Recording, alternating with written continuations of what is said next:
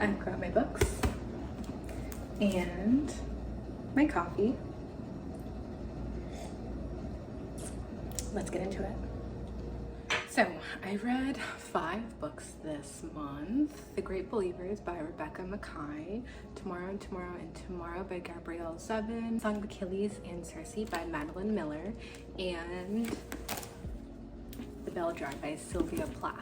So I'm gonna get into all of the books. I'm gonna go through and give like a quick synopsis and then my rating as well. So let's dive in. So you can probably guess from just a selection of books, I'm a very avid fiction reader. I am a big proponent of if I can get out of this world into another one, why wouldn't you want to? And so the first book actually is the most recent, and it actually is more of like autobiography, memoir, a little bit of fiction, and that's The Bell Jar by Sylvia Plath.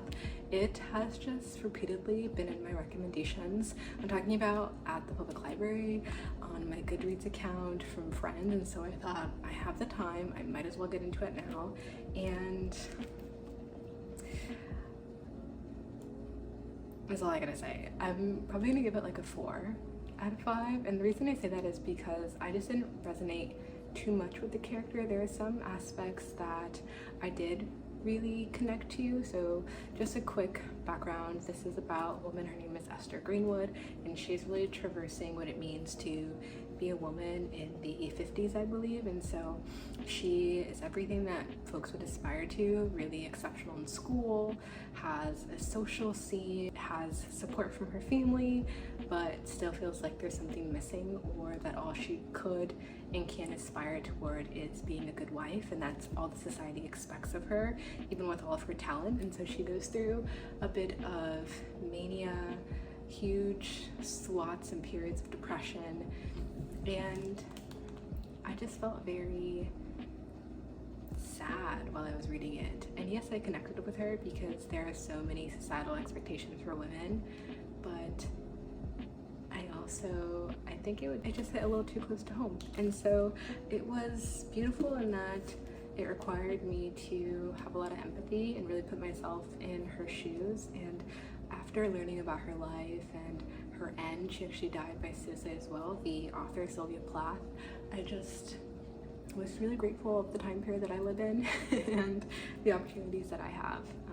And so yes, I still would stick to my reading, give it a 4. It's a quick read. If you are interested in classics, I say for its time, it probably was really pivotal in giving the background or one singular woman's story. So say give it a read if you have the time, but isn't as a run out and buy this right now kind of read. I also think it's gonna be really fun if I give 3 words to describe each of the novels. So for The Bell Jar, I would say standards, purpose, and containment. Those are some of the big themes that kept on popping into my mind. So societal standards for women, what does it really mean to have a purpose? Why are you here? What should you strive toward? And containment, really thinking about with all those expectations, you are still constrained as to what you can aspire toward and be if you are identifying as a female during this time. So for me, those are the 3. And let's go on to this book I actually want to talk about. I returned to the library, so I don't actually have it with me, but it's The Great Believers by Rebecca Makkai, I think is how you pronounce her name. And for this novel, the 3 words that I would describe it as are heart-wrenching, empathetic, and hopeful. So this novel is fiction. It's based in the 80s during the AIDS crisis in Chicago, and it follows 2 different main protagonists, 2 different kind of dual perspectives.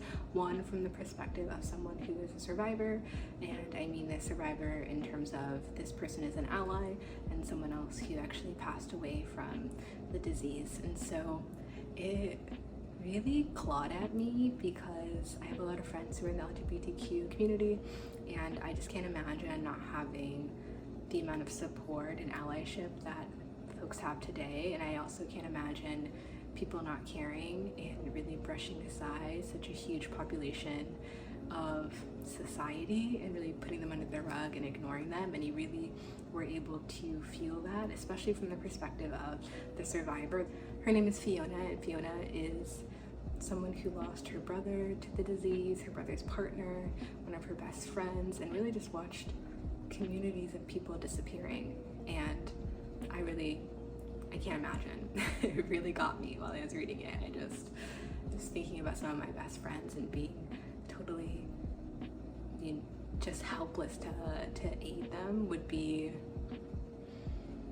it gave me chills. So for me, it was heart-wrenching. And then also Yale is the protagonist who passes away from AIDS, and really getting into his mind and trying to understand the fear, the uncertainty, the helplessness. It just was really gut-wrenching. So I would definitely give it a read. I think any of these historical fictions are really great just because the way that they bring tone the water and really understand the issue without actually having someone's first person account, or being able to fictionalize it a little bit. And really, I think the author did a really good job of pulling in some hopefulness, because later on Fiona actually is able to connect with someone from the friend group who survived really remarkably, and it was quite beautiful. So I would give it a solid 4.7. It is one of those books that afterward I had to take a couple days, talk about it, revisit the beginning or revisit a couple parts again, because it really stuck with me. Okay, so this next one, coffee break. Tomorrow and Tomorrow and Tomorrow by Gabrielle Zevin. It's about okay, wait, I'm getting ahead of myself. Tomorrow and Tomorrow and Tomorrow. My 3 words are strife, fulfillment, and connection. And so this novel is fiction as well, and it follows 2 friends, Sadie and Sam, and they get connected because of a tragedy. They disconnect for a while and they reconnect, and they decide to make a gaming company together. And I say connect and disconnect because that is, I think, what this whole book is about. It's about human connection and the ways in which we relate to people, whether that be personal relationships or romantic relationships or professional relationships, just the way in which humans interact and connect through video games, for example. And as someone who, the most video games that I play or I've ever played was Pokemon. I loved Pokemon when I was younger, and also Animal Crossing, Mario Kart, you know, the OGs from the 90s. I played all of those, loved them all, but that has been the extent of my video game playing. I haven't really played anything since, and so this really allowed me to understand the gaming world a little bit more, or at least get a little peek into the gaming world, a little window in, to understand why folks are so avid as being huge supporters. And I understand a little bit better now, because a video game is kind of like a virtual reality. It's where you're able to, you know, express yourself differently. And this novel really explores themes such as disability and able-bodiedness, and being able to be able-bodied in a game, whereas it may be in your reality you're not. It's really special. And so I was able to understand that perspective a little bit more, the characters, and I really adored it. So if you are someone who is not scared of shedding a couple tears, because there was obviously some hardship and lots of grief in this novel as well. There are some folks who pass during the novel, and it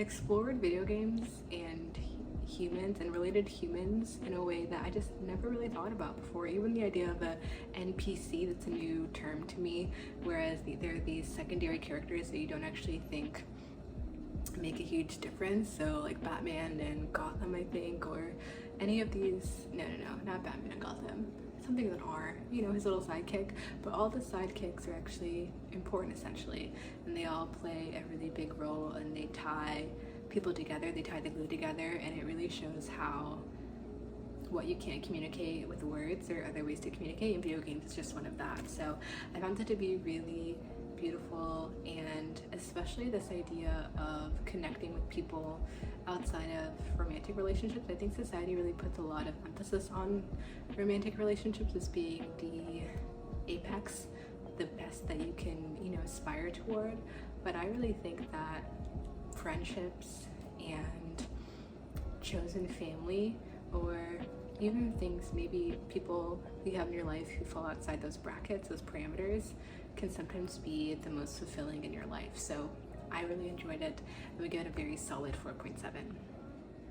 So the last two I'm going to talk about are by the same author, by Madeline Miller, and one I'm gonna save the best for last. How about that? The only 5-star in this whole video. I'll talk about it last, but let's talk about the next 4.7, which is Cersei by Madeline Miller. First off, Greek mythology has me. It just has me. I have loved Greek mythology since I was younger. I loved all the Percy Jacksons. I just love the ideas of understanding how different cultures commune with different gods, and the whole idea of Greek and Roman mythology really enticed me when I was younger, and so I was really happy to dive back into some adult themed Greek mythology. And so the 3 words that I was used to describe Cersei are, I would say, journey, self-discovery, and humanity. Actually, you would be really surprised because it's about Cersei, who is the daughter of Helios, which is the sun god and a sea nymph, and essentially her journey to becoming human and her journey. And she goes through all of these hardships that you don't expect a god to. She's shunned by her family. She is really forced to rely on herself. She's abandoned. She goes through sexual assault, all these things that you don't actually think would occur to someone who is a goddess. You would think that they're on a whole other level, but she's actually still susceptible to a lot of the crimes and injustices that happen to regular old mortals like us. And so her journey towards becoming human, finding witchcraft, finding a way to retaliate, to stand up for herself, to be proud of who she is quite beautiful. And I really enjoyed it. I would say if you were a fan of Greek mythology, give it a whirl for sure. It's a solid 4.7. But the next one, the Song of Achilles, I'll pop it up here for folks who are interested because I returned it already. But it is something that, well, it is a novel that I actually have to go out and buy as soon as I have a permanent collection. It's going into it. I loved it. The reasons that I loved it, actually, and I'm getting a little ahead of myself again. Let's do my 3 words. So I would say desperate, true, and beautiful. And so I'm the person who, it's like a range, right? Or actually it's not a range. There's 2 extremes when it comes to my idea of romantic love. I'm not a huge fan of the slow burn or the friends to lovers trope. I love a you see me, I see you. Either it's like instant hate or there's just something that calls to us. And so The Song of Achilles is a novel that is talking about some of the minor characters in the Trojan War. So it's looking at Achilles and Patroclus, and this is on Patroclus and his, I wouldn't say obsession, but just his beautiful love towards Achilles. And it actually, man, it just really made me think about how I would like to experience love and what that looks like, and that feeling where you don't think you can live without that person. I know most people would say it's not very healthy, but I'm not out here saying I'm the healthiest person ever. And so for me, that is what I want. Like, I want you to really impact my life in a way that either I can't imagine you not being there, or I'm gonna be a fundamentally different person without you present. And you know, hopefully in a good way. And so it really just showed me how love can be really desperate and true. And even when they meet again, I'm not going to ruin it for folks, but obviously we all know how the Trojan War ends. Yes, the Greeks win, but there are some casualties. That's all I'm going to say. And it just wove this really beautiful story of them growing up together, learning together, growing into their own individuality, but also their constant throughout the whole journey was each other. And that tied up into the ending, and I love the way that the author wrote the ending as well. I just thought it was really beautiful and heart-wrenching, and is a novel that I'm gonna have to reread because it was it really got me. So yes, I adored it. If you haven't read it already, I know it had its moment a couple years ago, so I don't know in terms of accuracy a lot, because I know that a lot of Greek mythology is really up to interpretation. It's about, you know, which historian, which scholar is interpreting the text, and a lot of the main texts are the Iliad or the Odyssey. And so It's fiction, so it's not going to be the most realistic, but if you're interested in an NPC, a secondary character, really understanding maybe their point of view or getting a creative idea about what their point of view may have been, in this case Patroclus, it's an amazing read and I would highly recommend it. So check it out, let me know what you think. If you've read any of those 5 that I just mentioned, please let me know, and if you know of any novels that are similar, also let me know below. And until then, that was my July wrap-ups. I'll see you guys next month.